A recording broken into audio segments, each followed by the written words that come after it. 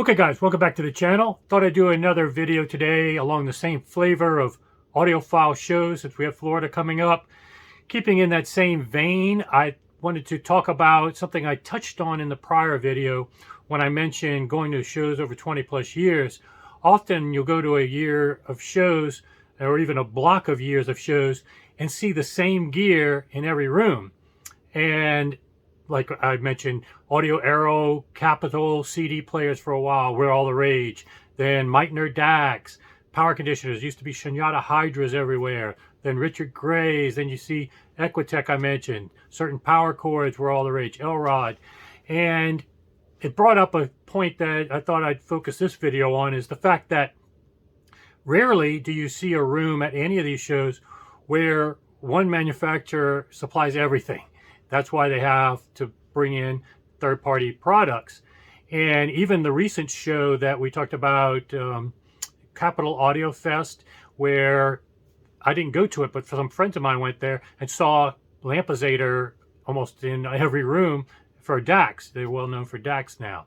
And the distributor is located near Washington. So it made sense probably just to save on shipping nowadays. Man, if anything's more expensive than gas from inflation, it's shipping. So that's killing people in terms of, that's something you need to budget for when you're buying something now. Shipping is a huge cost. But in any case, getting back to the topic, it made me think of which brands could supply everything in the room. How many have I seen to supply everything in the room? And really what I'm saying is a source, amplification, preamplification, and speakers. Usually you'll have ones that can do speakers, but not the electronics, or electronics, not the speakers. And even some within the electronics, some will do only sources, some amplification. And so thought we'd talk about today, what are my favorite brands that do it all? And really what's unique is that there's not that many, and maybe I'm going to miss some. You go ahead and chime in if I did. I apologize. I'm kind of doing most of this off the cuff. But what's really weird is that there's a cliche, jack of all trades, master of none. And you think that that's why there's no companies doing everything, or very few. But the ones that are, they're really, that cliche doesn't apply, because almost everything they do is really high end and could be considered in a silo of whatever piece of equipment that is, type of equipment. People buy it on its own merit, not as part of a synergistic whole. So that's what's really weird, is that there are some really great companies. Some of the best companies in the world in the audiophile realm are ones that supply everything. So I thought I'd rank them today. And when I'm ranking them, I'm ranking them mostly in what comes to mind in terms of what I would want. And it's based somewhat on sound quality. I heavily weighted for sound quality, but also aesthetics, pride of ownership. And I'm going to start with kind of cost no object things, just wish list. But then at the end, I'm going to mention some budget ones and which one is the best budget that does all of it, which brand. So without further ado, let's just get started. The one that I put top of my list just comes to my head right off the bat is MBL. I mean, as long as you get past liking the omnidirectional type speaker, I can understand that being polarizing and maybe a deal breaker for some people. But everything that they make from an objective or subjective standpoint gets high marks. Tremendous engineering, tremendous aesthetics, just street cred out the wazoo for that. Pride of ownership, obviously costs a lot, so this is in the wish list category for most people, understandable. But I think that they do everything exceptional and would be, super proud. Anybody would be super proud to have an all MBL system. Some other ones, though, that are, close competitors and are interchangeable depending on your preferences would be companies like Burmester and Goldmund. Both of them do everything. Goldmund does a really cool turntable as well, and their speakers are really unique. Burmester has beautiful electronics, impeccable chassis design. Now their speaker, I thought it was a good speaker, but probably wasn't my favorite speaker. Although I can see somebody choosing that speaker alone for a system and other amplification. But, and I have heard some of their higher end models at the show as well. So probably their speaker is their least popular of all the things that they do. But again, a full Burmester, a full Goldmund system you would be ecstatic with either of those. Now, two companies I'm going to miss that mentioned that are in that next tier, although I think they certainly should belong in that top tier of cost no object, wish list, top of people's memories, probably in thinking of what are the best brands, are PBN and Genesis. Now, both of them probably don't get as much acclaim for various reasons. Maybe it's aesthetics. Like PBN makes big chassis speakers. Even their smaller models use big pro audio drivers that maybe polarizing looks wise, and using pro audio drivers kind of unfairly gets them lumped into not being audiophile, street cred, which is silly. They perform really good. I just saw them at the home entertainment show in June. You want unlimited SPLs, you want a speaker that does everything pretty much well, as long as you can get past whatever aesthetic element that is your preference. They do amplification. You look at the crossovers that he does. He puts it on plexiglass so you can see under the hood for the speakers, but also under the hood of his electronics. Just beautifully designed and great performing. Same thing with Genesis. Gary Coe is very reputable, and they came out with a turntable. So they have a source, they have amplification, and they have their legendary speakers. They're a little bit more weighted towards their speakers than their electronics and turntable, but they can supply a whole room, and you would be ecstatic to have a 100% Genesis system. It's excellent gear, definitely top notch, and belongs in that upper tier. Now, after you get past those cost no object, biggest reference level things you can imagine, there's another set of brands that are still pretty pricey, but really good. And again, if you're just looking for performance alone and not super sexy chassis, not super sexy brand name or recognition, these are going to be ones that should wow you. And the number one, well, actually Meridian, I would put in that list I just talked about. Meridian, for me, from long ago, was just one of those with that active speaker, taught me, and that was the first speaker that I listened to that really tipped me off to active speakers are something I need to be looking at. And they were one of the first to do it. And eventually I bought my Wisdom speakers that are in the other room, not these are Geo Research, but that are active speakers. And in many cases, you're seeing now people pivot to active speakers. Now, this is 20 years later from when, or even more from when Meridian was doing it, and they were doing it well way back in the day. These were dream speakers of mine and dream systems of mine, because Meridian was well known for their DACs. Obviously, they've come out with a little more controversial with the MQA, but their equipment has always been state-of-the-art. And a quick aside, they were one of the few at CES that was in the main convention hall, which cost even more. And they would build out, I remember one year, they built out a home theater in the main convention hall, and you would go in for a demo, and it was really impressive, super impressive. Even 20 years ago, that home theater would be state-of-the-art now in terms of sound quality. Everything in it was just amazing. So active speakers and the whole line of Meridian, put that back in that same group I was just talking about. Now, just below that would be the ones that I would probably buy, with my own money. Getting into MBL price tags and all this stuff just is kind of obscene, pricing wise, unless you're a lottery winner and multimillionaire, even billionaire. But next tier for reasonable but still expensive, for me, is going to be somewhat controversial. I say Technics comes right after all those. I mean, I am so impressed with what Technics is doing. Their speaker, I've featured it on my channel a few times. A friend of mine has now since bought it, has compared it to other mega-dollar speakers he's had, and it compares favorably there.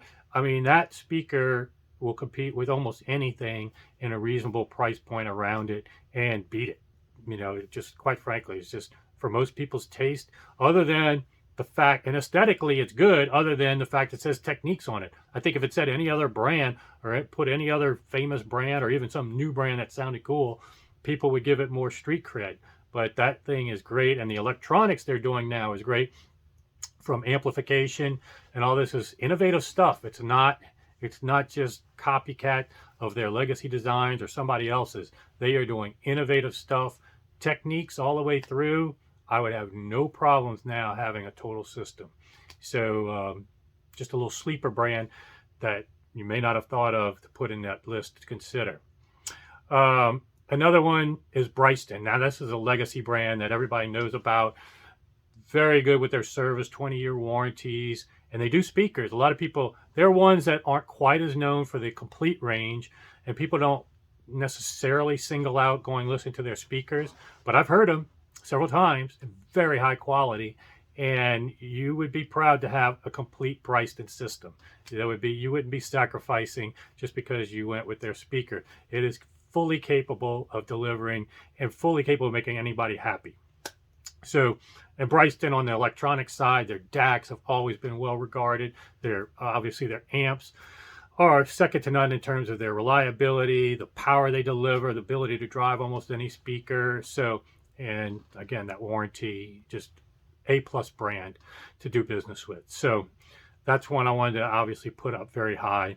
Another one obviously is McIntosh, another famous brand.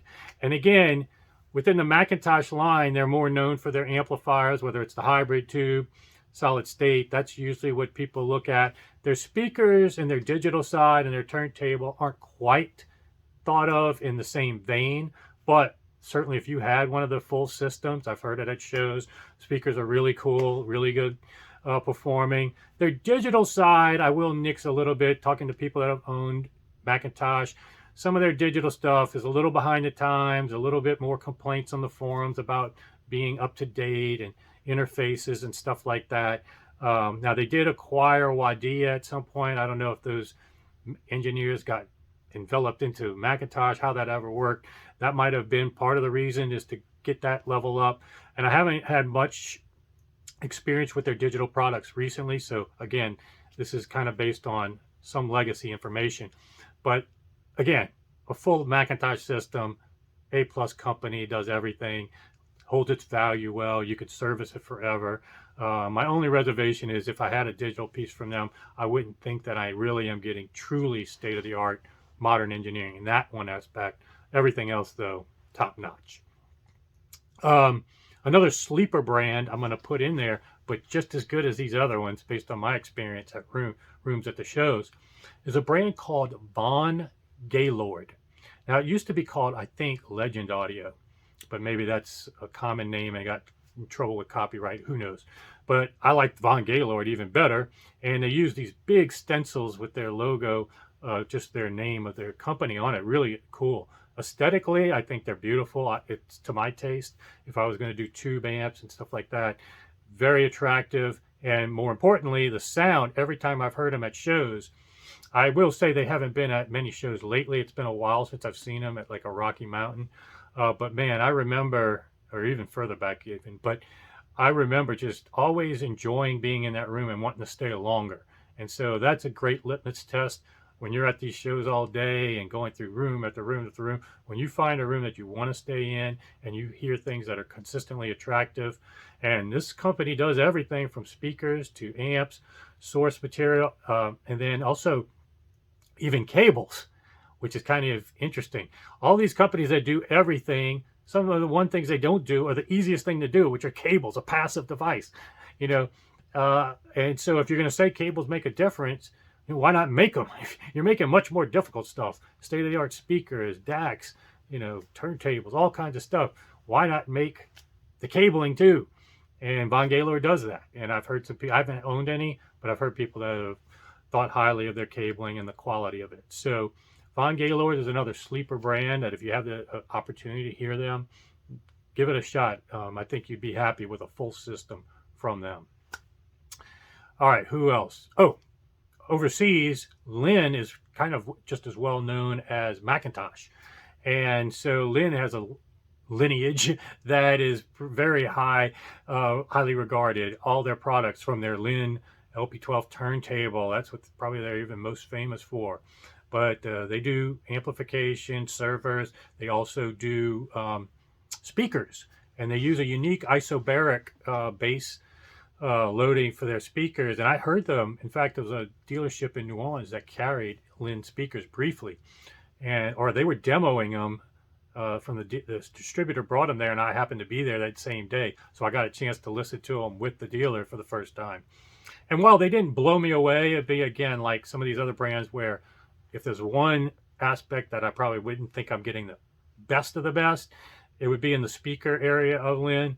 But they were certainly capable speakers, and I'd be more than happy with a full Linn system.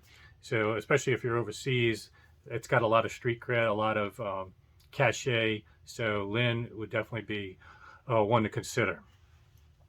Another one that's kind of under the radar, don't see them too much anymore. They used to come to the shows a lot. I think they're still around though, is Viva Audio. Really cool looking chassis, very state-of-the-art designs, at least when they were coming out with stuff.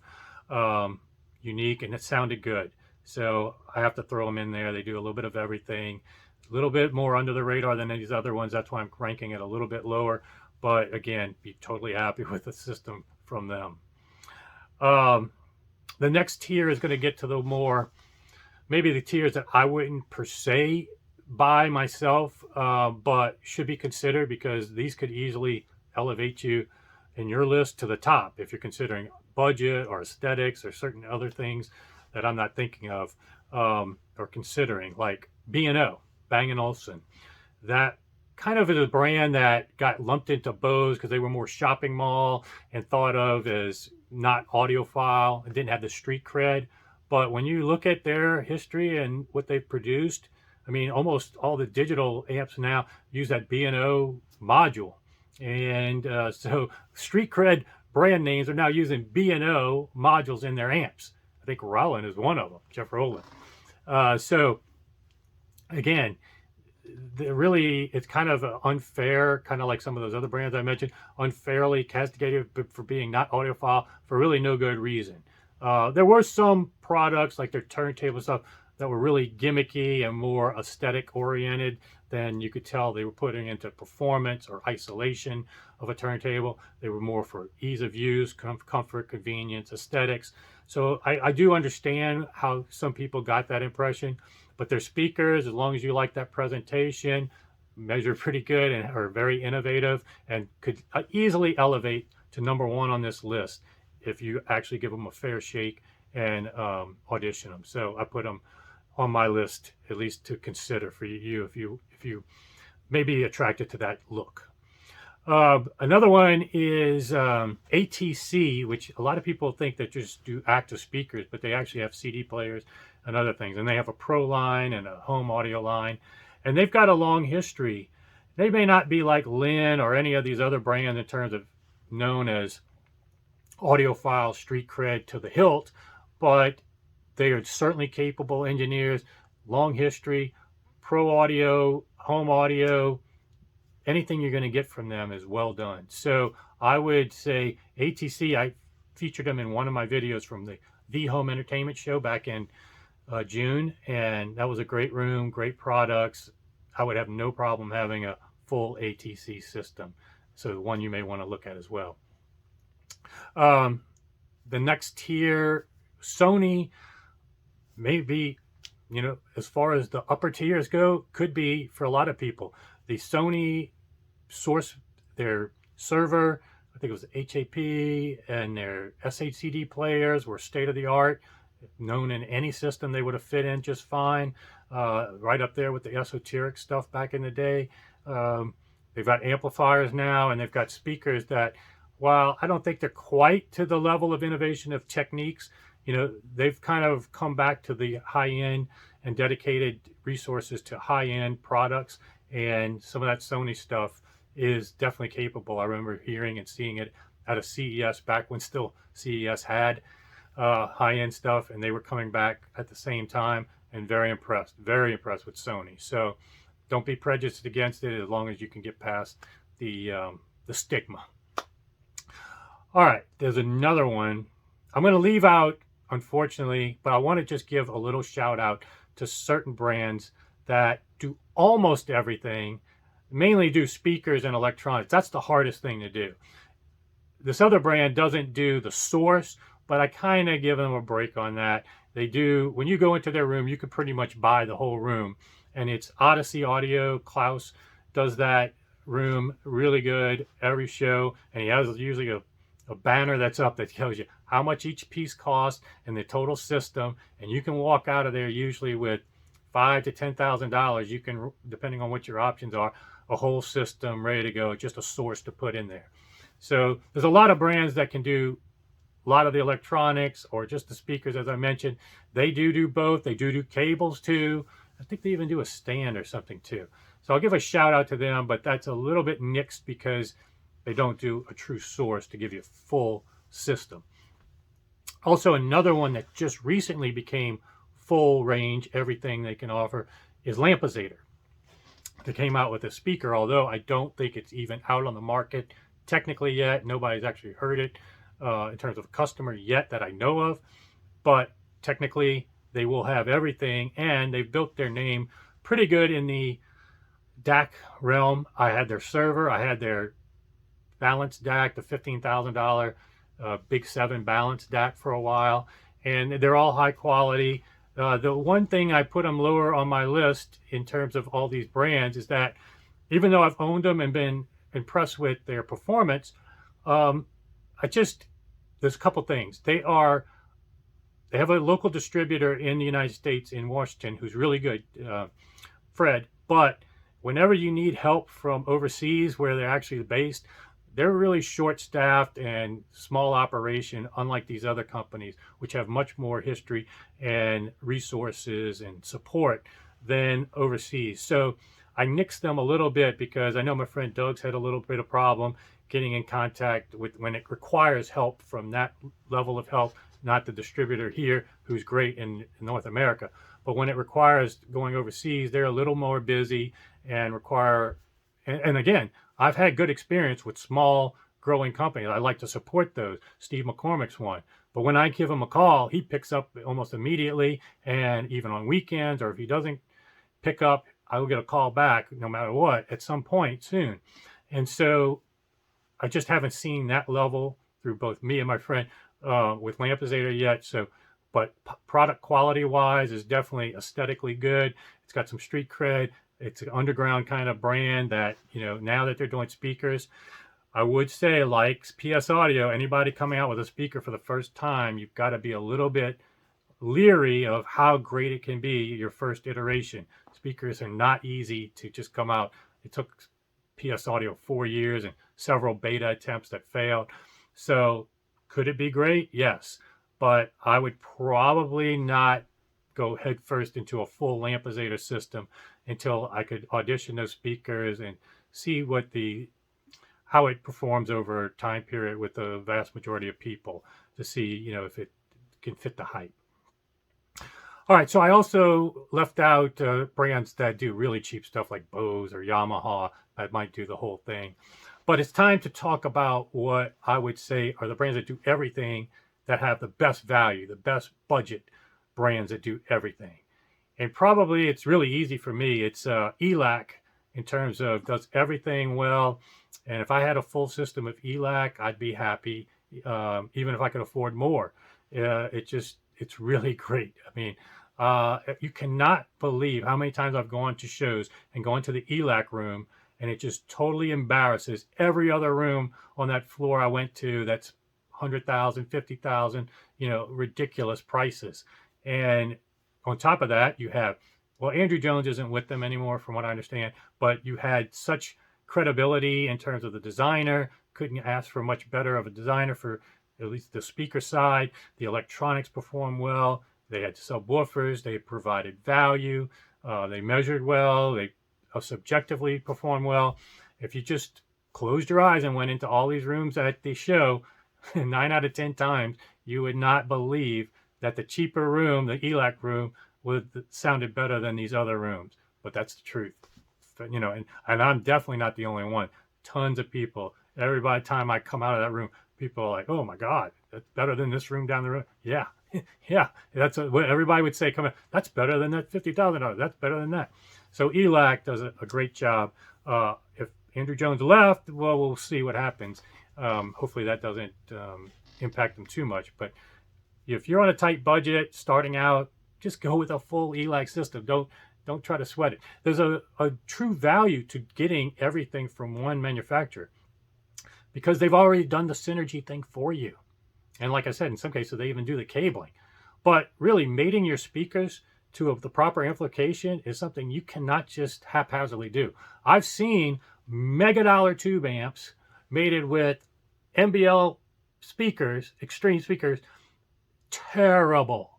You know, you cannot just take high price gear, put it together and think it's going to be great.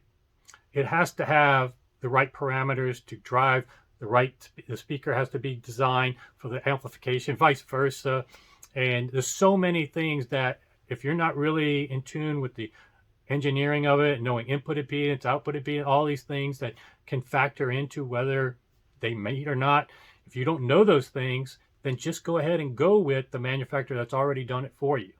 You can mix and match, and obviously I mix and match, but again, it's a risk that you shouldn't take when you're new because it's a minefield and you could be listening to stuff that's not really good. I see it all the time with turntables, the wrong cartridge for the tone arm or set up wrong, and then they've got rumble or whatever. It's just take the synergy route and don't be ashamed to have everything from one brand.